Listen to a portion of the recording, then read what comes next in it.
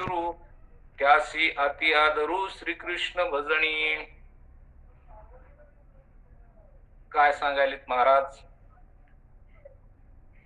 की श्री संत एकनाथ महाराज आणि त्यांचं हे श्रीमद भागवतावरील 11व्या संघावरील टीका म्हणजे एकनाथी भागवत या भागवतातील 3ऱ्या क्रमांकाचं हे आजचं आपलं प्रवचन आहे. की आजच्या प्रवचनामधून की आपण भागवताला सुरुवात केली असताना की एक सारांश रूपानं पहिल्या अध्यायाचं चिंतन करत आलो होतो आणि आता दुसऱ्या अध्यायात आपण येऊन दुसऱ्या अध्यायापासून प्रत्येक श्लोकाचं आणि ओव्याचं चिंतन करणार आहोत. या ठिकाणी की हे श्रीमद भागवत श्री शुकाचार्यांनी राजा परीक्षितीला सांगितलं आणि ते श्रीमद भागवत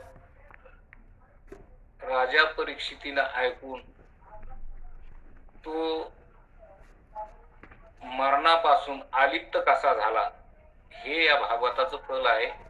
की जीवाच्या ठिकाणी मरण नाही आणि जीव ब्रह्माहून वेगळा नाही असं हे चिंतन आपल्याला या भागवतातून किंवा या 11व्या स्कंदातून एकनाथ महाराजांनी आपल्याला शिकवलेलं आहे. आणि ते आपल्याला सगळ्या मनुष्य देहातल्या जीवांना त्याचं फल म्हणजे मोक्ष आहे. ते मोक्ष प्राप्तीची सर्वांना उत्सुकता आहे, इच्छा आहे आणि त्याची गरज आहे आणि मनुष्य देहात येऊन तेच करायचं असतं. म्हणून आपल्याला या ठिकाणी आज चिंतन करीत असताना की भगवान परमात्म्याने अवतार घेतला आणि अवतार घेऊन पृथ्वीवरचा भार सर्व नाहीसा केला. कशाने तर सर्व दुष्टांचं निर्दाळन केलं आणि सगळी पृथ्वी पाप मुक्त केली. पण तरीही त्या पृथ्वीवर आता देवाला लक्षात आलं की आपलाच वंश यदुकुल हेच पुढं आणखीन दुष्टासारखं आचरण करतील आणि इथल्या साधू संताला त्रास देतील.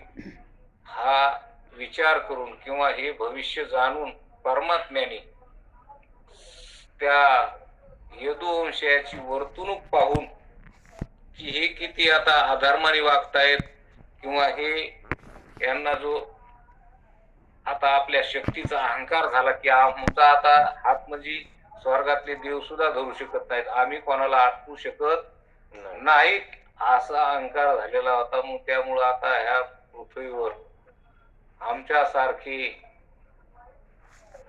शक्तिशाली बलवान कुणीही नाही असं त्या यदुवंशीयाला वाटू लागलं. आणि मग तेच त्या अनुषंगाने देवाने विचार केला की पृथ्वीला पूर्ण भार मुक्त करायचं म्हणल्यावर यांचा सुद्धा नाश करावा लागेल. आणि म्हणून परमात्म्याने त्या यदुकुलाचा नाश करण्याचा निर्णय घेतला. आणि तो निर्णय घेतल्याच्या नंतर की कशा प्रकारे नाश करायचा असा तर नाश करता येत नाही आणि यायला नाश करणारा दुसरा कोणी या पृथ्वी तलावर नाही. मग यायचा नाश यायच्याकडूनच का अशा पद्धतीने आपण गेल्या प्रवचनात थोडं चिंतन ऐकलं होतं याविषयी. म्हणून की हे ब्राह्मणाकडून म्हणजे की ज्या द्वारकेत राहणारा परमात्मा आणि तिथंच असणारे हे यादव कुल सगळे पण यांनीही अत्याचार सोडला नाही. साधू संतांची टिंगल करणं, साधू संतांची निंदा करणं अशा प्रकारचं उदोन्मत वागू लागले आणि इतरांना त्रास देणं अशा प्रकारचं यांचंही कार्य चालू. त्यामुळे देवाने विचार केला की यायला सुद्धा आता ठेवण्यात अर्थ नाही. म्हणून देवाने द्वारकेत राहणारे सगळे साधू संत ऋषी मुनी हे सगळ्यांना पिंडार क्षेत्राच्या प्रभास क्षेत्राच्या ठिकाणी सगळ्याला काढून दिलं. कारण जिथं संत असतात तिथं देव असतो आणि जिथं देव असतो तिथं काल राहत नाही, कालाची भीती नसते. आता इथं तर सगळ्याचा नाश करायचा म्हणल्यावर इथं देवानी सुद्धा काढता पाय, देवाला काढता पाय घ्यायचा होता, आणि म्हणून ते तसले साधू संत सगळे ऋषी मुनी हे सगळ्याला सुद्धा काय केलं त्यांनी की प्रभास क्षेत्राला पाठवून दिलं. त्यापैकी कोण? विश्वामित्र, असित, कण्व, दुर्वास, भृगु, अंगिरा, कश्यप, वामदेव, अत्री, वसिष्ठ, नारद आदी करून हे सर्व ऋषी प्रभास क्षेत्राच्या ठिकाणी पाठवले. कारण आता द्वारकेत ह्या यदुकुलाचा नाश करण्याच्या अनुषंगानं सगळ्या संतांना मुनींना तिथून बाहेर काढले. हे सगळे तिकडे गेले. पण आता हे काही काळ बाकी होता याला. मग काही काळ बाकी होता तर मग आता सगळे तर द्वारकेत नांदतच होते. मग आता तिथं वसुदेव सुद्धा होते. सगळंच कृष्णाचं कुल मानल्यावर सगळेच होते की नाही? सगळेच होते. पण आता सगळे बाकीचे ऋषी मुनी एकदा गेले की ते पुन्हा परत द्वारकेत आले नाही. पण नारद महर्षी मात्र पुन्हा द्वारकेत येत होते. कारण नारद महर्षीला राजा दक्षानं शाप दिला. आता त्याची ती कथा मोठी, तर ती आपल्याला इथं सांगत बसायची. ती श्रीमद भागवतात ऐकायला भेटली. पण आता इथं मग त्या नारद महर्षीला एका जागेवर थांबण्याचा शाप होता की त्याला थांबता येत नव्हतं. म्हणून तो फिरताच राहणारा महात्मा होता की ते फिरते नाही, एका जागेवर स्थिर राहत नसत. त्याला दक्षाने शाप दिलेला असते. म्हणून ते त्या क्षेत्रात न राहत ते फिरती राहत. ते फिरती राहत असताना ते द्वारकेत येऊन जाणार, पुन्हा द्वारकेत यायचं, आणि द्वारकेत येऊन द्वारकेत राहत. कारण आता संत तिथं गेले पण देव तर होता, आणि जिथं देव असतो तिथं काळ नसतो. तिथं काळाचं काही सपेट घात तिथं नाही सर. देव असल्यावर तिथं काळ. म्हणून नारद ही द्वारकेत आणि द्वारकेत राहत.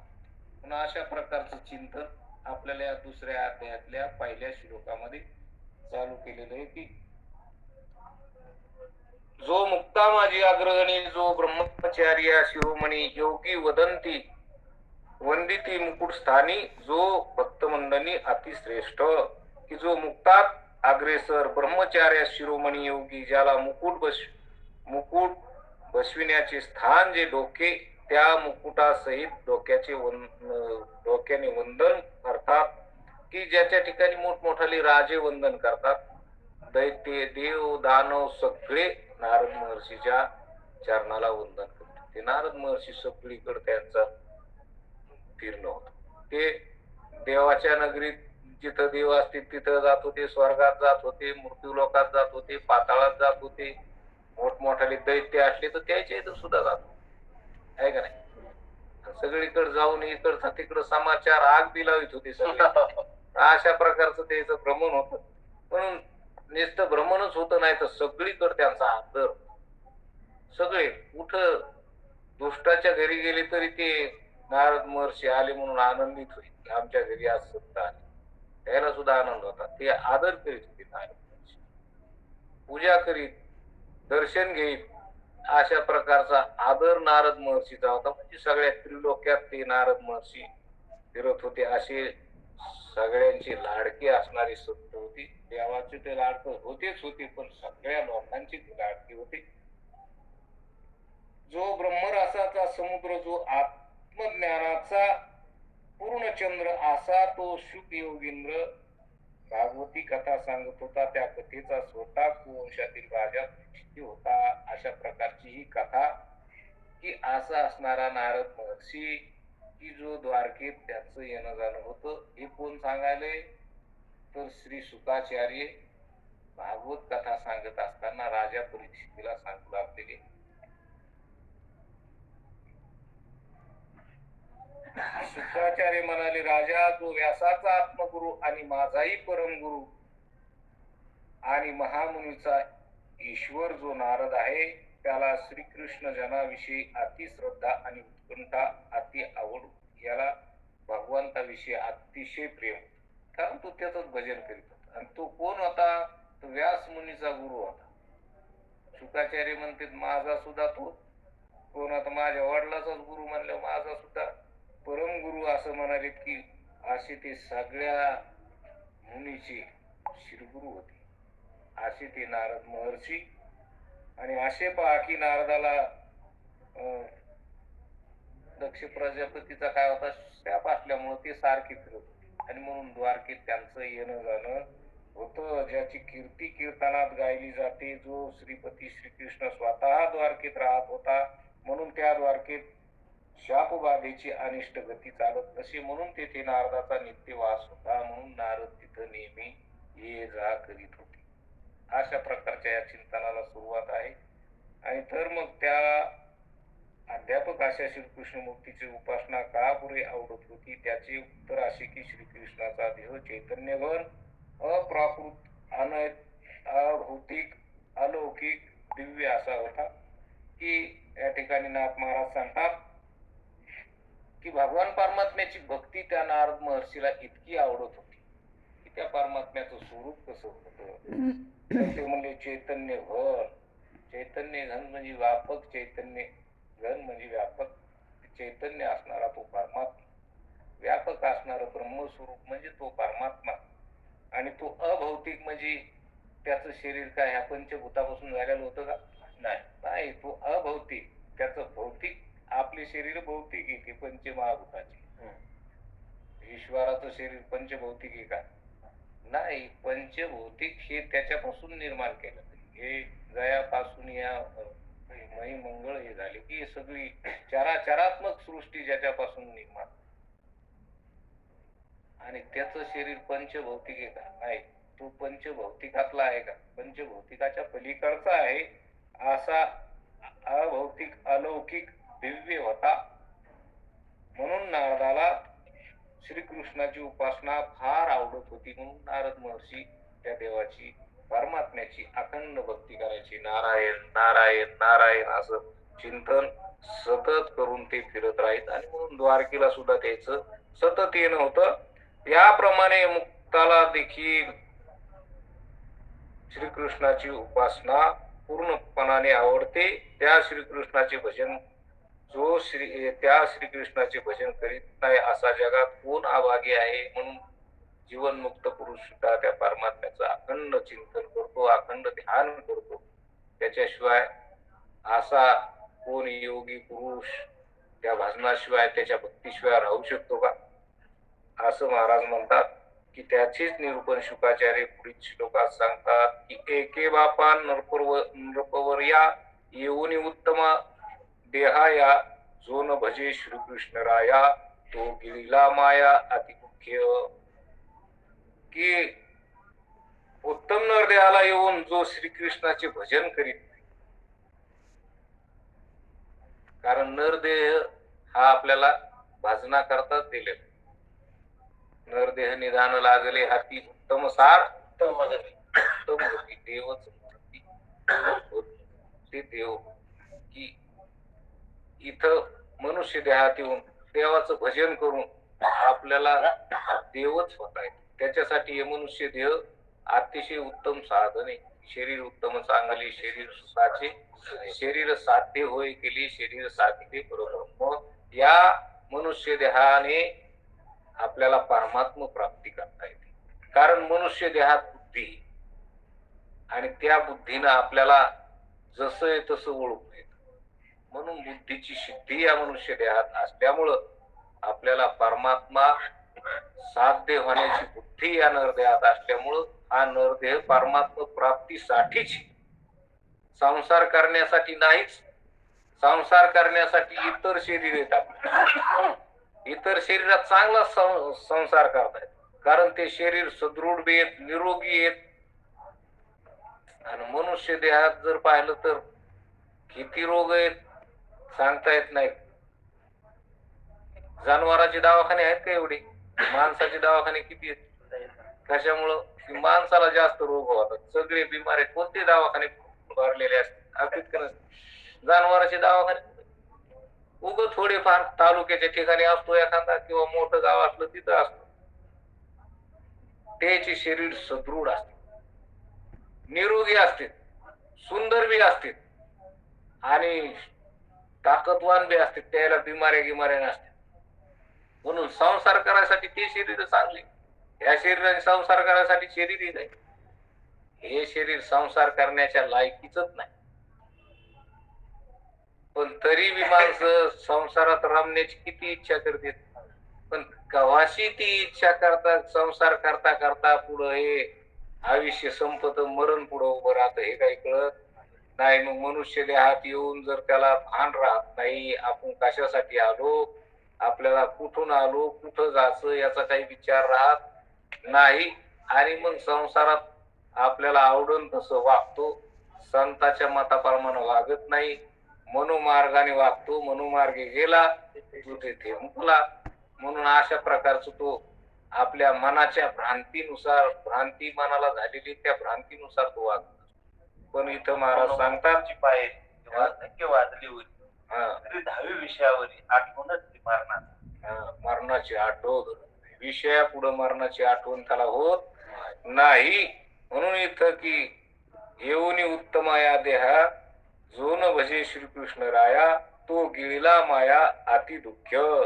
म्हणून मायेकडून अति दुःखाने गिळला जातो, की मायेचा प्रभाव त्याला कळत नाही, आणि म्हणून पुढं 84 लक्ष योनीची शिदोरी तुटते या मनुष्य देहात करून. कारण इतर देहात कर्म होत नाही, इतर देह भोग भूमी आहे, त्यांनी केलेले कर्माचे भोग तिथं भोगावं लागतात 84 लक्ष योनीमध्ये. पण मनुष्य देहात मात्र निष्कर्म योगी होता येत, आणि कर्माचा जर लेप लागला तर कर्म इतकं करून ठेवतो की ते 84 लक्ष योनीत फिरायला कामी येतं. एक एक योनी कोटी फेरा, इतकं काही करून ठेव. इथं कर्म होत, आणि इथं कर्म टाकता बी येत. पण कर्म टाकण्याचं जे युक्ती आहे, जे साधन आहे, ते साधू संतांकडे जाऊन करावं. संतांच्या संगतीत गेलं की कर्माचा लेपच लागत नाही, त्याचं क्रियामान संचित प्रारब्ध राहतच नाही. संचित क्रियामान भक्ता प्रारब्ध काय, प्रारब्ध क्रियामान भक्ता संचित नाही झाला. भक्ताला हे तिन्ही कर्म लागत नाही. आता त्याच खूप विश्लेषण मोठं आहे की ते पुढं येतच एखाद्या अध्यायामध्ये. म्हणून भक्ताच्या ठिकाणी हे कर्म भक्ताला होत नाही. पण जर देवाची भक्ती करीत नसेल तर कर्म त्याच्या छातीवर बसल्याशिवाय राहत नाही, आणि म्हणून तो कर्माने जीव बंधनात अडकतो, अनेक जन्म 84 लक्ष योनीमध्ये दुःख भोगीत फिरत असतो. म्हणून महाराज म्हणतात की अरे नरदेहाला आला ना, आता तू सावध होय, उठा जागे व्हारे आता स्मरण करा, भावे चरणी ठेवा माथा चुकवी व्यथा जन्माच्या. अरे पुढचे अनेक जन्म घ्यावं लागतील तुला, त्या जन्माचे काय दुःख असतील ते दुःख तू आता जागा होय, आणि त्या दुःखाचा विचार. आता विचार इथं करता येतो का नाही, पशु पक्षाला करता येतो का? त्याला उद्याच कळत नाही, त्याला नंतरच कळत नाही, त्याला पुढचं काय कळत. आपल्याला पुढचा विचार कळतो का नाही? आपल्याला पुढचा विचार कळतो की आता आपण ज्या अर्थी वाईट वागलो त्या अर्थी या वाईट वागण्याची फळं पुढं वाईटच फळं भोगावं लागते, पुढं दुःख भोगावं लागेल. हे आपल्याला माहित नाही का? माहिती, पण माहित असूनही आपण विचार करीत जर नसतो तर मग महाराज म्हणतात की त्याच्यासारखा अभागी कोणीच नाही, की जो श्रीकृष्णाचे भजन करीत नाही तो अतिशय मायेनं दुःखी होतो. कारण ह्या मायाचा पागडा त्याला काही सुटत नाही, आणि म्हणून तो त्याला देहाला मी म्हणण्याची देहात्म बुद्धी त्याच्या ठिकाणी होते, आणि हेच देहात्म बुद्धी हीच जीवाला बंधनाला कारण आहे. आणि म्हणून हे जो भ्रम आहे देहबुद्धीचा, हा भ्रम संतांच्या संगतीत जात असतो. म्हणून संतांची संगती केली पाहिजे, या देहाचं सार्थक केलं पाहिजे. अशा प्रकारचं महाराज म्हणतात, ज्या भगवंता लागूनी माथा धरुनी पायवनी सदाशिव बैसला आत्मध्यानी महासंशानी निजवस्ती. पोटा आला चतुरानन इतराचा पाडू तो कोण, देहा येऊनी नारायण न भजे तो कोण, मृत्यूग्रस्त तेजुनी परमात्मा पूर्ण नाना साधने शिनती जन, त्याशी सर्वता दृढ बंधन जाण अनिवार्य सांडूनी श्रीकृष्ण चरण इंद्रादी देवाची करिता भजन, हे देव मृत्यूग्रस्त पूर्ण, मा भज त्याचे मरण पूर्ण.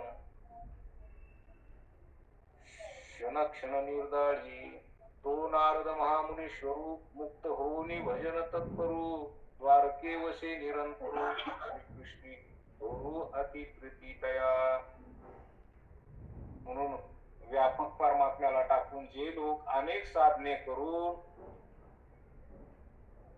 श्रमतात, त्यांना सर्वतोपरी अज्ञान, वासना, कर्म, सत्व, रज, तम, जन्म मरण याचे बळकट बंधन होते. त्यांना मरण येणे अपरिहार्य म्हणून चुकत नाही.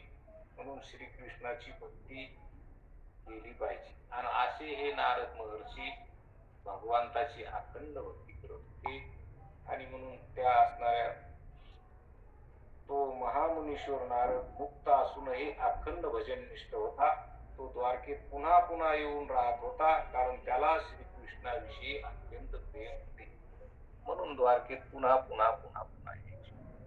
अखंड भजन करीत नारायण नारायण अशा प्रकारचं आपल्यालाही नाथ महाराज उपदेश करतात की आपणही आपल्या शरीराचं महत्व जाणलं पाहिजे आणि संताची संगती केली पाहिजे. आणि आपला संताच्या संगतीत येऊन जीवाचा उद्धार सहज होतो, की आपण परमात्मा स्वरूप आहोत असं लक्षात येतं, असा निश्चय होतो.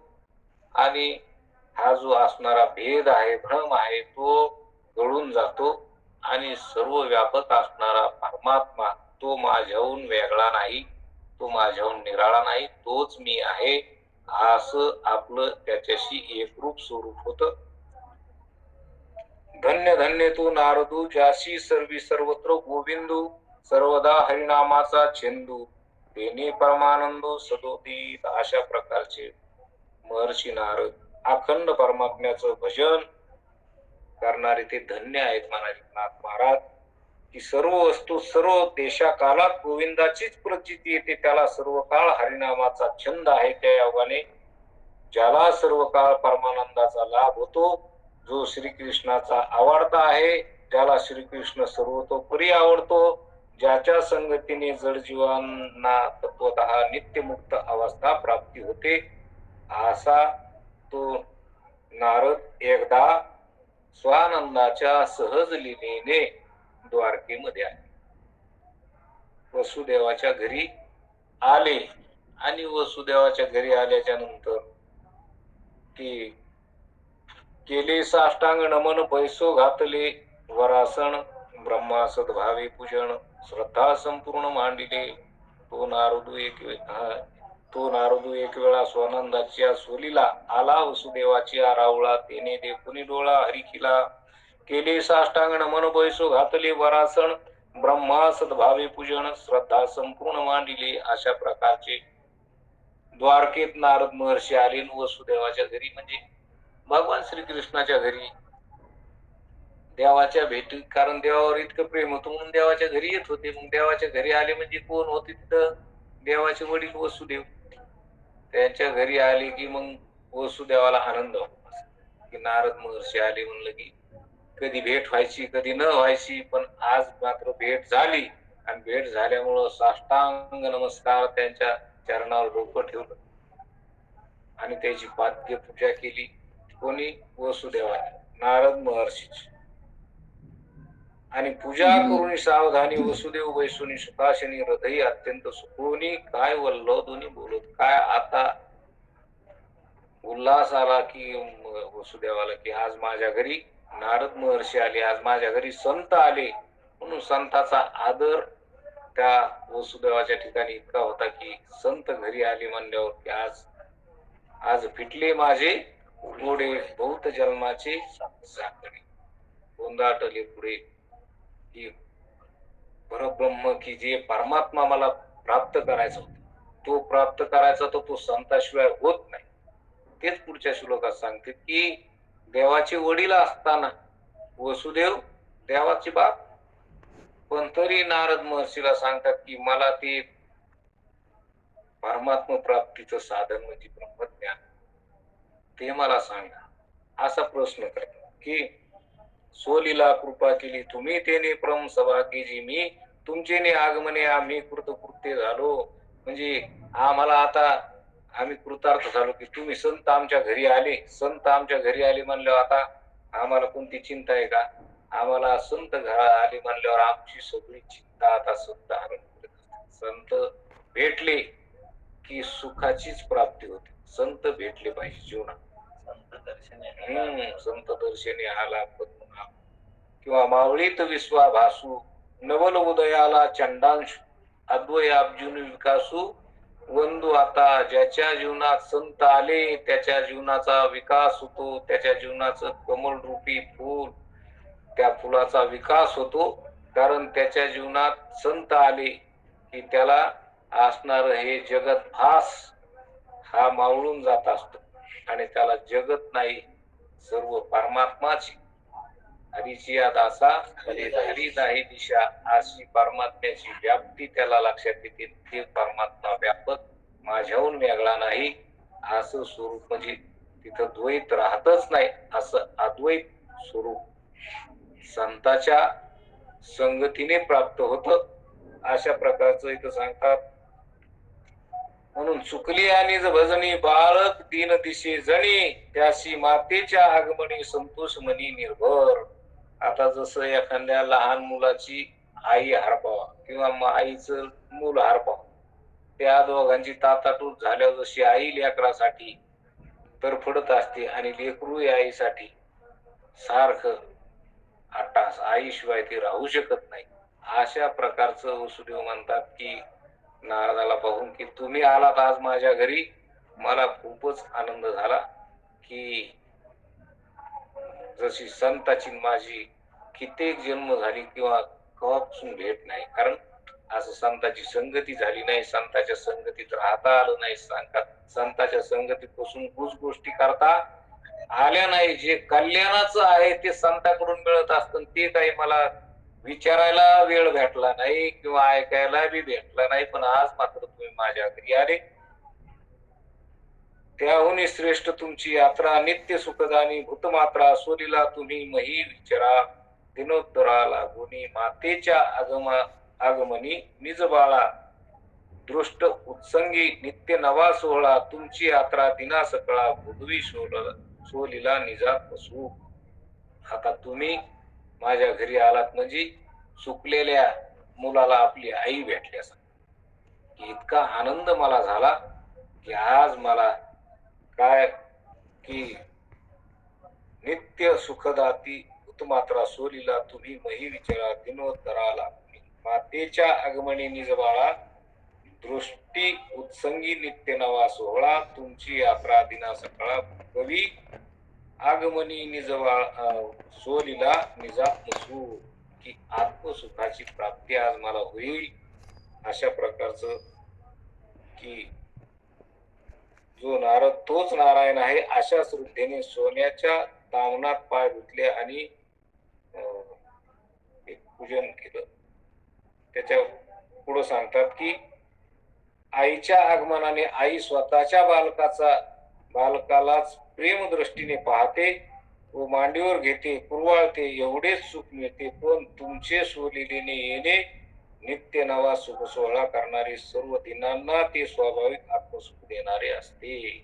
तुम्ही संत घरी आलात म्हणल्यावर तुमचं देणं काही अलौकिक, तुमचं देणं अलौकिक हे की मनुष्य देहात संत जर भेटले तर त्याला त्याच्या जीवनाचा जो सोहळा आहे आनंदाचा, तो सुखाचा सोहळा आहे, तो संताच्या भेटीनच पूर्ण होतो.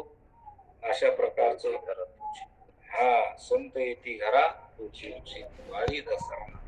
माता जे सुख देते ते नश्वर असते, पण तुमच्या आगमनाने अविनाशी अविकारी कार्यकारणाच्या पलीकडे असलेले ज्ञान स्वरूप ब्रह्मसुख भोगवायस. आई बी लेकराचं कल्याण करते, आई बी लेकरावर प्रेम करते, पण आई जे लेकराला देते ते लौकिकातच ते नाच पावणारच. पण संत जे देतात ते मात्र अलौकिक देतात की ज्या सुखाचा कधी नाश होत नाही असं सुख संताकडून मिळत असतं.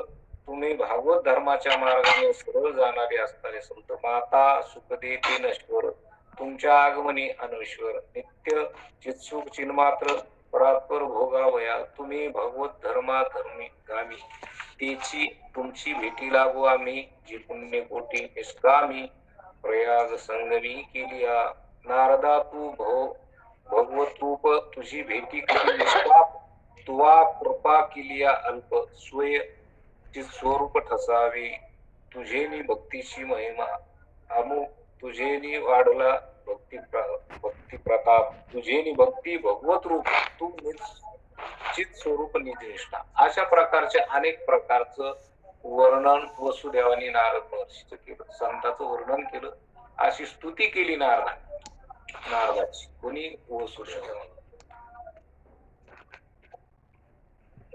आणि पुढे सांगतात की देवापासून भूतसृष्टी सुखे दुःखी शिने पोटी अतिवृष्टी अनवृष्टी भूतकोटी अकांतू विश्वातील प्राणी सृष्टी देवापासून होणाऱ्या सुख दुःखाने मनात कष्टी होतात. कारण अति पाऊस पडल्याने किंवा मुळीच न पडल्याने कोट्यावधी प्राण्यात दुःखाचा लकोळ निर्माण होतो. आता असे पहा की त्या दुःखदायक देवापेक्षा साधू हे कितीतरी श्रेष्ठ असतात ते मला खरोखरच पटले आहे. कारण देवाच्या चरित्राने प्राण्याच्या मनात सुख दुःखी उत्पन्न होतात, पण साधू दुःखोप रहित सुख देणारे असतात. देवाच्या साधूच्या मधला जो भेद आहे, जो फरक आहे, तो असा आहे की देव जे दुष्टाचं निर्दाळन करतो किंवा ज्याला हाक मारली त्याच्यासाठी धावतो, बाकीच्याकडे धावत नाही. पण संत सगळ्यासाठी येतात, सगळ्या जीवाचा उद्धार व्हावा, जड जीवाचा उद्धार होण्यासाठी किंवा येथे उपकारासाठी आले घर ज्या वैकुंठी की संत असं देणं देतात की सगळ्यासाठी जे फळांची व्यंकटी सांडो तया सत्कर्मरती वाढो भूता परस्परे पडो मैत्र जीवांची की त्यांना सगळ्या जीवांचा उद्धार व्हावा अशी तळमळ संतांची. देवाची मात्र नाही. जो देवाची भक्ती करून देवाला हाक मारील देव त्याच्याकडे जाईल, देव सगळ्याकडे जात नाही. हा देवातून सांगतात देव हाता मारल्यावर येतो, पण कोणाला? भक्तासाठी. पण संत मात्र सगळ्यासाठी दुष्टाला सुष्ट देव दुष्टाला नष्ट करतो, पण त्याला काय करतो? त्याला पुन्हा संत करीत नाही, त्याला महात्मा करीत नाही. पण संत मात्र आपणासारखे तरी तात्काळ नाही काळ वेळ तयार किती दुष्ट असला कोणासारखा कि वाल्या कोळ्यासारखा. सहज नारद महर्षीची भेट झाली की वाल्मिकी ऋषी झाले. केले रामायण रामा आधी बोलीला वाल्मिक तैशीची करीन वरतून दावी नामा म्हणे अशी संत संगतीची मर्ती की संताची संगत झाली की दुष्टाचा सृष्ट होतो. देवाकडून असं होत नाही. वसुदेव वर्णन करायला नारद महर्षीचं की तुम्ही घरी आलात म्हणल्यावर सुखाचे, कारण ते सुख तुमच्याकडून जे मिळतं ते देवाकडून सुद्धा मिळत नाही. अशा प्रकारचे तुम्ही आहेत. म्हणून जे लोक ज्या अशा प्रकारच्या इंद्रादिक देवाचे किंबहुना देवादेव भगवान विष्णूचे चरित्र प्राणी मात्रांना क्रमाने सुवृष्टी अतिवृष्टी इत्यादी कारणाने आणि साधू परित्राण आणि दुष्ट विनाश इत्यादी कारणाने सुखाकरिता आणि दुःखाकरिता होत असते. पण ज्याचे चित्त अच्युताच्या ठिकाणी आहे किंवा जे ब्रह्मस्वरूप झाले आहेत अशा तुझ्यासारख्या साधूचे चरित्र प्राणी मात्रांना केवळ सुखाकरिताच असते. म्हणून संत अवतार घेतात, संत प्रगट होतात तर सगळ्या जीवाचा उद्धार करण्याकरता किंवा सगळ्या जीवाला सुख प्राप्त करण्याकरता आले संत. हिताहित जगाचे कस काय व्हाले बरं वाटेल जरा. अशा प्रकारची वसुदेवानी महर्षी नारदाची स्तुती केली. आणि मग आदरे म्हणे देव ऋषी आजी सकळ पुण्य आली फळाशी माय बापा तू घरा आलाशी निज सुखाशी दायक कृपा केली मागील शिष्या ते कृपेचा घाली ठसा मज तुझा पूर्ण भरवसा सोडवी भवपाशा पासूनी तुझे निदर्शने कृतकृत्यता जरी मज झाली तत्वता तरी भगवत धर्मकथा कृपेने तत्वता सांगावी ऐसे सांगावे भागवत धर्म जेने निरशे कर्मा कर्म श्रद्धेने ऐकता प्रम जन्म मरण हरते भयाती दारुण त्या भयाचे माया निज कारण तिचे समूळ होय निर्दळन ऐसे धर्म कृपेने सांगावे मज नाही अधिकार पूर्ण ऐशी विचाराल लक्षण हे विषय हे निर्वण सावधान अवधारी. म्हणून वसुदेव आदराने देवर्षी नारदांना म्हणाले की आज माझी सर्व पुण्य फळाला आली कारण आज संत भेट झाली. म्हणून आत्मसुख देणारा मायबाप तू घरी आलास की तू आम्हाला सर्व सुखाची प्राप्ती करून देणारे तुम्ही संत आमच्या घरी आला आणि म्हणून अनेक शिष्यावर तुम्ही कृपा केली आणि अनेकाचा उद्धार केला. अनेक शिष्यावर म्हणजे आता नारद महर्षीनं खूप जणांचा उद्धार केला. किती जणांवर कृपा केली. आपल्याला सगळ्यात मोठं उदाहरण वाल्मिकीचं आहे. अनेकाचं आहे की दुष्टाला सुद्धा अशा प्रकारचं सज्जन करून टाकलं. असे ते की पूर्वीच्या शिष्यावर जो कृपा केली त्याच कृपेचा ठसा माझ्यावर उमटलेला आहे. माझा तुझ्यावर पूर्ण विश्वास आहे. याकरिता तू मला भवबंधनातून सोडव, मला या जन्म मरणातून तू सोडव. कोण म्हणाले? वसुदेव वसुदेव वसुदेव वसुदेव. नाही, आमच्या इकडे भक्ताला विचारू लागलो डोळे जरा झाकू लागले. वसुदेव नारद महर्षीला म्हणायला लागलेत की आम्हाला या जन्म मरणातून तुम्ही पार करा. की हे किती जन्म झाला फेरा गणित नाही जी दाता. ज्याला हे जन्म मरणाचं दुःख कळालं त्याला तळमळ असती उद्धार होण्याची, त्याला संत भेटीची इच्छा असती, त्याचा संताच्या ठिकाणी आदर असतो, देवाच्या ठिकाणी प्रेम असतं आणि म्हणून त्याला संत भेटते, त्यालाच परमात्मा प्राप्त होतो. असा अधिकार वसुदेवाचा नाही काय आहे? नाही, तू देवाचा बापची ज्याच्या पोटी देव आला त्याचा अधिकार काय कमी मोठा असेल का? आता पुढे तेच असणारे वसुदेव नारदाला म्हणतात की आमचा उद्धार करा, आम्हाला या जन्म मरणातून पार करा. की जन्म मरणाचे भय अति कष्टदायक व त्या भयाचे स्वाभाविक कारण माया आहे. त्या विक्षेप प्रधान मायेचा समूळ आवरण प्रधान मायेसह नाश होईल असे भागवत धर्म सांगावे. आम्हाला त्या मायेपासून अलिप्त करा, वेगळं करा. ती माया संपूर्ण त्या मायेचा प्रभाव नाहीसा होईल असं आम्हाला भागवत धर्म सांगा. अशी आम्हाला भगवान परमात्म्याची भक्ती सांगा की ज्या भक्तीनं आम्हाला बंधन राहणार नाही, जन्म मरणाचं बंधन राहणार नाही, आम्ही मुक्त होऊ असं आम्हाला सांगा. आणि असं मार्ग, असं ज्ञान हे संतच सांगत असतील. म्हणून मला श्रवणाचा पूर्णपणे अधिकार नाही. माझी ठिकाणी अधिकाराची विवेक वैराग्य आदी लक्षणे आहेत किंवा नाहीत याचा विचार कराल तर त्याविषयी माझी विनंती एकमताने ऐकावी. वसुदेव म्हणतात किंवा तुम्ही संत लोक अधिकार पाहून सांगा. अधिकार तैसा दावेला किंवा अधिकार तैसा करू उपदेश. तुम्ही अधिकार पाहून उपदेश करता, अधिकार पाहून सांगता. पण मी आता अशी विनंती करतो की तुम्ही माझा अधिकार पाहू नका. अधिकार पाहता तर मी काय अधिकारात पोसत का नाही तुमचा? तुका म्हणे आम्ही तुझी येडी वाकुडी नामे भवपाश हाते. तुकाराम महाराज सुद्धा म्हणतात की देवा आम्ही तुझे येडे वाकडे बाबा, तुला पाहिजे भक्ती तशी आमच्या जवळ तर नाही. तुला लय पाहिजे निष्काम कर्म उपासना करणारा भक्त, पण माझ्याजवळ तशी भक्ती असन का? म्हणून तू कसा आम्ही कशी येडी वाकडे का असं, पण तू येत म्हणल्यावर सांभाळून घे आम्हाला, आमचा सांभाळ कर म्हणजे आमचा उद्धार कर. आम्हाला बघ तुला कुठं घालायचं, पण आमचा सगळा भार कोणावर आहे? तू यावर. जसा देवावर घालावा तसा संतावर बी घालावा की आम्ही तुमच्या जवळ आलो, आता आमचा सांभाळ करा. सांभाळ करा म्हणजे खाऊ पिऊ घाला का? नाही, सांभाळ करा म्हणजे या जन्म मरणाच्या आता दुःखात आम्हाला लोटून जाऊ देऊ नका. असं की नारद महर्षीला वसुदेव सांगायले की आमचा अधिकार म्हणतात तर मग आमच्या जो पुढे अधिकार कारण अधिकाराचे लक्षण असल्याशिवाय हे ज्ञान सांगता येत नाही. मग अधिकाराच्या अगोदर लक्षण अधिकारी लक्षण म्हणजे अधिकार प्राप्त व्हावा लागतो. अगोदर काय झालं पाहिजे, हे ब्रह्मज्ञान ऐकायला अगोदर अधिकार प्राप्त व्हावा लागतो. आणि ज्याला अधिकार प्राप्त झाला त्यालाच हे ज्याची निष्काम कर्म उपासना झाली आहे की नाही. साधन चतुष्टय सांगितलं ना, त्याच्यात विवेक, वैराग्य, शमदमादी षट संपत्ती, मोक्षाची तीव्र इच्छा, ज्याच्या ठिकाणी हे असं, हे ज्याच्या ठिकाणी असं, ज्याला हे जे अधिकार ज्याच्या ठिकाणी आले, विवेक ज्याच्या ठिकाणी आहे, वैराग्य ज्याच्या ठिकाणी आहे, शमदमादी षट संपत्ती त्याच्यामध्ये 6 सांगितलीत की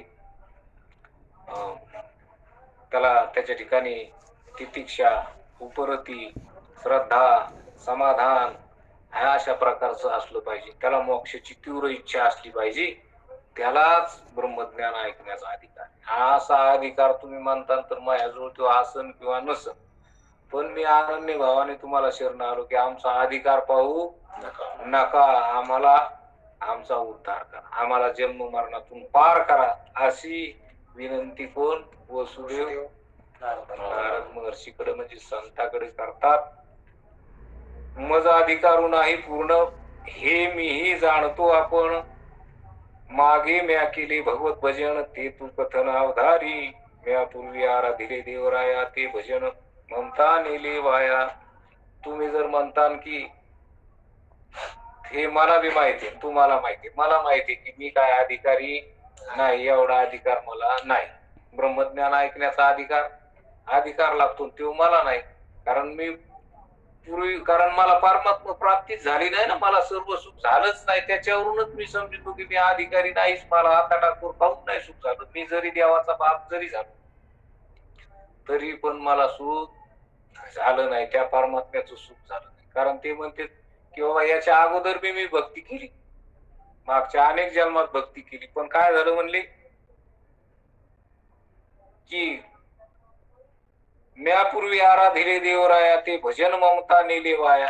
मी पहिल्याने देवाचं भजन केली, भक्ती केली, पण ते ह्या मायाने कसं काय मला भुलून टाकलं की प्रलोभिलो देवा माया पुत्र स्नेहा लागोनी, की मी देवाची भक्ती केली आणि देव मला प्रसन्न झाला. मज देव तुष्टला प्रसन्नपणे, मागशी ते देईन मने, तेथे मायेने ठकिले मज कारणे, माझा पुत्र होणे मी मागे.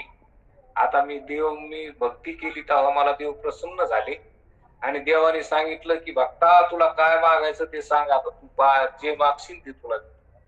आता देव प्रसन्न झाले, मी देवाला तेव्हाच म्हणायचं नाही की मला मुक्त कर, याच्यात माझा उद्धार कर, मला ह्या जन्म मरणातून मोकळं कर, हे जन्म मरण माझ्या ठिकाणी ठेवू नका.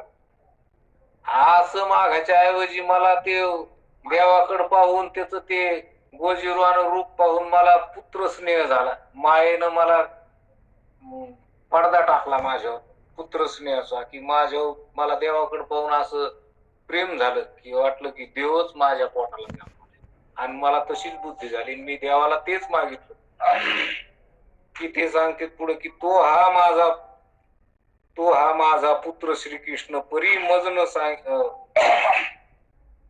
मज ते देईन म्हणे तेथे मायेने ठकिले मज कारणे, माझा पुत्र होणे मी मागे. मी त्याला मागितलं की तू माझा पुत्र होय. आता तवाच उद्धार करून घ्यायचा ना देव भेटला म्हणल्यावर. पण ते म्हणले ह्या मायेनं काय केलं मला काही कळालं नाही, मी भक्ती ज्याच्यासाठी करीत होतो ते दिलं सोडून, त्याचं स्वरूप पाहून, त्याचं ते रूप पाहून, त्याचं ते गोजीरवान काय आवडे हे रूप गोजिरे सगुण पाहता लोचन सुखावले, असं ते रूप पाहिलं की मला पुत्र स्नेह निर्माण झाला, पुत्र मोह झाला की देवा मग तू मुलगा होऊन जन्माला. आता तो आला जन्माला, झाला माझा मुलगा. पण आता पुढं काय, मग तो हा माझा पुत्र श्रीकृष्ण परी मज न सांगे ब्रह्मज्ञान, तोची वंदी माझे चरण मने बाळक मी पूर्ण, मी बाळक मी तुझी. आता मी त्याला म्हणतो येता जाता, ते आता केव्हा बी बाहेरून आलं कुठून की मी त्याला म्हणत असतो की मला ते ब्रह्मज्ञान सांग, ते तू ज्ञान मला सांग ना, असं म्हणतो मी. पण ते मला म्हणतं जाऊ दे, तुम्हाला काय पाहिजे असतं ते मागा ना तुम्ही, मी तुमचा मुलगा आहे, मी का तुमचा गुरु हो का, तुम्ही माझे बाप आहेत, मी तुमचा लेकरू आहे, मी तुमचा गुरु होऊन तुम्हाला ब्रह्म ज्ञान देऊ का? हेच ते नाही जमत म्हणे. आता जमत नाही म्हणले, मग आता काय करू म्हणले, आता मी पस्तावत पडलो, आता मला कोण सांगा. म्हणून मग आता ते संताकडे म्हणाले किंवा आता तुमच्याशिवाय आम्हाला कोण सांग. म्हणून या परी श्रीकृष्णापाशी ज्ञानप्राप्ती नव्हे आम्हासी, कृष्ण परमात्मा ऋषिकेशी हे निश्चयशी मी जाणे. तो परमात्मा आहे, तो सगळ्या जगाचा मायबाप आहे, मालक आहे, तो विश्वाचा जनित आहे हे मला माहिती, पण तो मला ब्रह्मज्ञान सांगत नाही. त्याच्याकडे तो पोरग म्हणल्यावर आता बापाने आज्ञा करावं, तिने ऐकावं का नाही? पण मी सांगतो तरी ते ऐकत नाही. ते म्हणतो तुम्ही बाप आहे, गुरु कसा हो तुमचा? असं म्हणलं काय, बाप जरी असलं तर तो बापाने जरी आज्ञा केली सांग मला ब्रह्मज्ञान म्हणलं, तेव्हा मग तुम्ही हे ब्रह्मज्ञान सांगणं गुरुचं काम असते, लेकराचं काम असतं काय? तेव्हा मग तुम्ही तुमचं पोरग आहे, तुमची काय सेवा करायची ते सांगा, हातपाय दाबू का, काय काय सेवा करू, तुम्हाला काय पाहिजे ते सांग. पण ब्रह्मज्ञान म्हणलं की अजिबात नाही, आणि त्याच्याशिवाय सुख नाही, जे पाहिजे तेच नाही. मग काय बाकीचं काही जरी दे या संसारातल्या नश्वर वस्तू तर काय करायच्या? तेव्हा मग काय पाहिजे तुम्हाला पुढं आणायचं ते सांगा.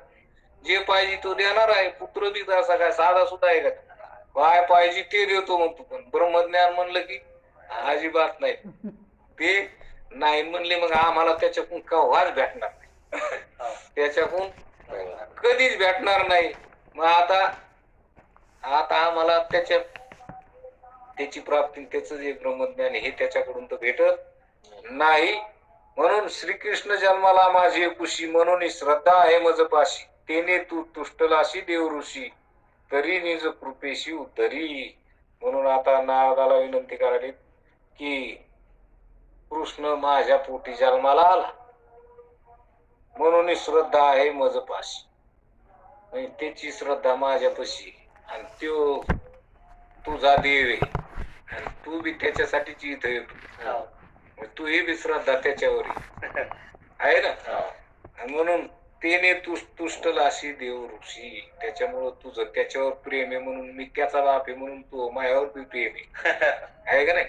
एखादा चांगला मुलगा असला की माणूस गुणवान असला तर त्याच्या वडिलाचा बी आदर करतो का नाही? तसा आता तो तुझा देव आहे, तू त्याचा भक्त आहे, तू त्याच्याशिवाय राहत नाही, तो तुझ्याशिवाय राहत नाही, आणि म्हणून त्याच्यावर तो प्रेम आहे, म्हणून आमच्यावर बी आहे. अशा प्रकारचं म्हणून तरी निज कृपेशी उद्धरी. मग आता तो त्याच्यावर बी प्रेम आहे, आमच्यावर बी, मग आता इतकं प्रेम आहे आमच्यावर, तर मग आमच्यावर एवढी तर कृपा करा ना, आम्हाला ते ब्रह्मज्ञान तुम्ही सांगा.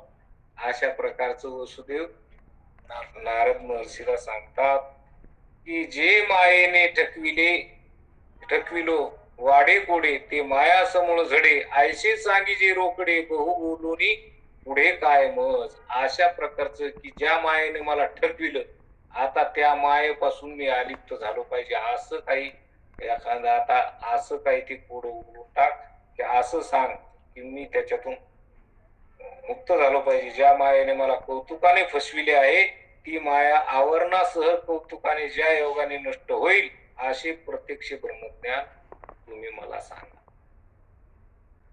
एवढीच माझी विनंती आहे. यापुढे अधिक बोलून काय वेळ वाया घालण्यात काय मजा आहे का? मग आता ब्रह्मज्ञान सांगा. म्हणून माये झाले भवसागरू, भरला असे अति दुस्तरू, त्याचा उतरावया पैल पारू, होय तू तारू मुनी राया, याचे सकळ जळ क्षार, माझी सावजे आणि बार, एक एके चराचर गिळिले साचार निज शक्ती, आवरण विक्षेपासह माया रूपी पाण्याने हा भवसागर तुडुंब भरलेला आहे. या सागराचे उल्लंघन करणे अति अवघड आहे. याकरिता भवसागराच्या पलीकडच्या तीरावर उतरून जाण्याकरिता हे मुनिराजा तू आमची नौका हो. हे नारद महर्षी, तुम्ही आम्हाला या भवसागरातून पैलथडीला घेऊन जा. कारण हा भवसागर कसा आहे म्हणले, आवरण मल विक्षेप अशा ह्या दोषांनी भरलेला आहे, आणि म्हणून हा भवसागर तुडुंब भरलेला आहे. याचं उल्लंघन करता येत आम्हाला, काही करता येत आम्हाला, याच्यातून पळून जाता येईल का, स्वतः तरुण जाता येईल का? नाही, ज्ञानेश्वरीमध्ये माया नदीचं वर्णन केलेलं आहे 7व्या अध्यायात, आहे की नाही? त्या 7व्या अध्यायात काय सांगितलं की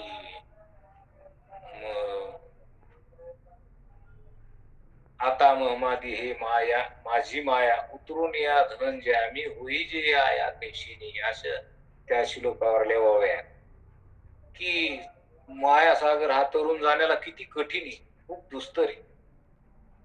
आणि म्हणून ते तरुण जाणं तर शक्यच नाही. तो सद्गुरु शिवाय, सद्गुरु रूपी नौका असल्याशिवाय तरुण जाता येत नाही.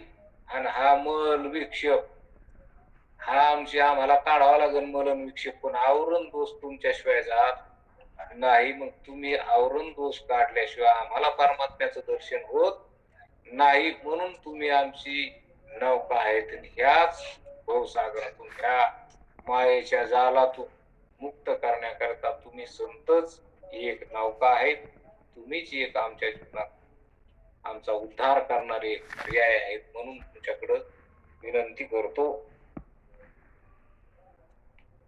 लाटावरी अचाट लाटा मोहाची अति दुर्घटा आदळती अति विवेक तटा धैर्याची कांठा पडित याची प्रशार माझी सावजी अनिवार एकेकी चराचर दिलेली साचार म्हणजे शक्ती. ते काय सांगायला की या भवसागराचे सर्वच पाणी दुःखाने खारट आहे. आणि या सागरात काम क्रोध आदी हिंस्र जलचरे कोणालाही न आवरणारी आहेत. या जलचराने आपल्या स्वाभाविक शक्तीने खरोखरच एक एक चराचर गिळून टाकले आहे. म्हणून हे माया सागर तरताना किती कठीण आहे. की ज्ञानेश्वरी सांगते ती एक स्वयंबुद्धीचा बाई निघाले तयाची शुद्धीची नाही, एक जाणीव्याच्या डोई गर्वीची गिळला. आता माया सागरातून भवसागरातून तरुण जाण्यासाठी खूप कोट्यावधी निघले, सगळे निघले. भक्ती कोण नाही करीत. देखे मनुष्य जात सकळ हे तो स्वभावता भजनशील सगळी भक्ती करते. सगळे जाण्याच्या ठिकाणी सगळेच भक्तीला लागते. पण भक्ती कशी करावी आता आपण 14व्या अध्यायात आहे की भक्ती कशी करावी आणि कोणत्या भक्तीनं परमात्म्याची प्राप्ती होईल हे न येता भाव सगळ्या जवळ आहे. पण भाव कुठं ठेवावा आणि त्या भावाचा उपयोग कसा व्हावा हे जर कळत नसत तर मग भाव असून काय उपयोगाचा आहे. पण परमात्मा प्राप्ती त्या भावानं होत नाही. असा भाव कोणी यज्ञाधिक कर्म करायले, कोणी तीर्थयात्रा करायले, कोणी योग साधना करायले, कोणी उपासना करायले, कोणी झाले. आणि अशा प्रकारची ह्या कर्मानं उपासनानं येणी काय चित्तशुद्धी होती का? नाही. हे निरजोगुण तमोगुण वाढतो, स्वर्गाची प्राप्ती होईल, आणखीन काही भोगाची प्राप्ती होईल, पण परमात्मा प्राप्ती होत नाही. मग निघलेच सगळेच परमात्मा प्राप्तीसाठी, पण सुखासाठी. पण सुख, खरं सुख परमात्मा प्राप्तीचं हे सुख मात्र शुद्ध भक्तीशिवाय, निष्काम कर्म उपासनेशिवाय हे काही प्राप्त होत नाही. अहम कुवा वाजता धुरू आगवाची कवळे सागरू मी माझे निगजरे गुरु अति दुर्धरू गरजत नाना वासनांचा वळसा पाहे पा भक्ता ऐकायचा ईत तारावया दिवंसा नवे सहसा सुरणारा क्रोधाचे प्रबळ भरते परिद्वेषाचे तरियाचे आसूया तिरस्काराची तेथे चिदानी होते अनिवार. या ठिकाणी की या समुद्रात तळापासून वर आलेली कामरूपी पर्वताची शिखरे भिन्न भिन्न आणि अगणित भासतात. या पर्वतावर विषयाच्या अंकुराने अशा इच्छाची झाडे पुष्कळ मोठी वाढलेली आहेत. असे जाणा की या सागरात संकल्प विकल्पाची मासे आहेत, भयंकर अशा निंदेच्या सुसरी आहेत. ब्रह्मांड एवढी जरी भयंकर विस्तृत हा भवसागर आहे तरी पण तू या भवसागरास कोरडा करणारा जणू अगस्त्य आहेस. त्यामुळे तुझ्या योगाने या भवसागराच्या पैकीस आम्ही पाहू शकू असा आमचा निश्चय झाला आहे. कारण तुम्हीच आम्हाला या भवसागरातून पार करू शकता. कारण संतच हे या भवसागरातून करण्याची नाव आहे. म्हणून तुम्ही, कारण ही जे भवसागर आहे तर याच्यात मोठमोठाल्या सुसरी आहेत, मोठमोठाले भोवरे, हे काम क्रोधाचे भोवरे, मोठमोठाल्या अहंकाराच्या सुसरी आता अशा प्रकारची हे माया नदीचं वर्णन आहे. कारण जो जो या मायेतून तरायला जातो, काय की जो जो की जीव उपाव तो तो आपाव होय. ज्याने ज्याने उपाय करायला जातो त्याचा त्याचा उपाय न होता अपाय. कोणाला तरी ज्ञान जरी जर काही विद्वान होऊन आला कुठून शिकून की त्याला अहंकार होतो, त्याला मानाची दंभाची इच्छा होते. आणि मान दंभ जर नाही मिळाला तर त्याला, मान जर नाही मिळाला त्याला क्रोध निर्माण होतो. आणि क्रोध जर त्याचं काम पूर्ण कोणी करणारा भेटला तर त्याला काम उत्पन्न होतो, अधिकाधिक इच्छा निर्माण होत्यात. कोणी आमचा सत्कार करावा, कोणी आम्हाला देणगी द्यावा, कोणी आम्हाला उच्च प्रकारचे सगळे वस्त्र, कपडे, गाड्या, घोड्या हे अनेक शिष्याकडून प्राप्त करण्याची इच्छा असते. पण आता हे जर माईक नश्वर जर जमा करण्याची संता का अशा काही लोकांना जर इच्छा असेल तर ते काय लोकांचा उद्धार करतात, त्यांचाच होणं कठीण आहे.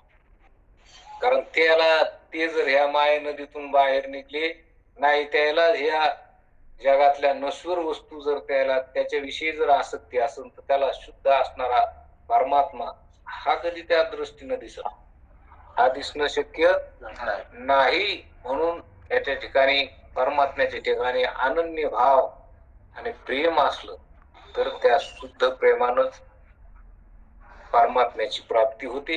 आणि ती शुद्ध भक्ती खऱ्या महात्म्याकडून, संतांकडूनच शिकवल्या जाते. म्हणून जे दंभाची मानाची इच्छा झाली, ज्याला दंभ मानाची इच्छा झाली, असे लोक जर जीवांचा उद्धार करू शकत नाही. ते उलट त्याच्याकडूनच इच्छा करते तर ते काय उद्धार करते, त्याला इथं इच्छेचे बांधले. तुका म्हणे वाया गेले.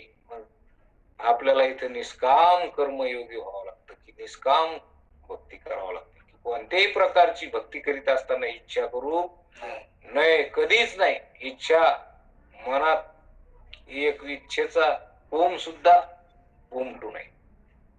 की परमात्म्याची भक्ती करीत असताना अशी की परमात्माच प्राप्त व्हावा एवढीच इच्छा असली तर परमात्म्याशिवाय आम्हाला दुसरं काही, असं जर असेल तर त्याला परमात्मा भेटतोच.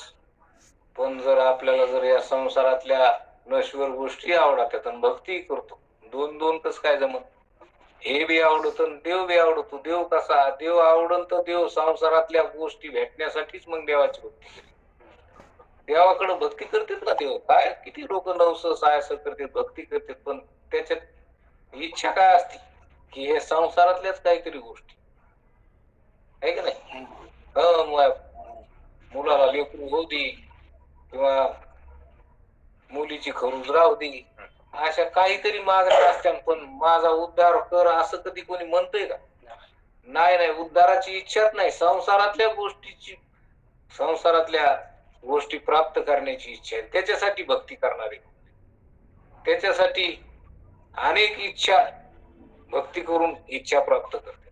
पण जो निरीच्छ होऊन परमात्म्याची भक्ती करतो त्याला निष्काम भक्ती म्हणते. तर त्या निष्काम भक्तीचं फल म्हणजे मोक्ष आहे, निष्काम भक्तीचं फल म्हणजे परमात्मा प्राप्ती आहे.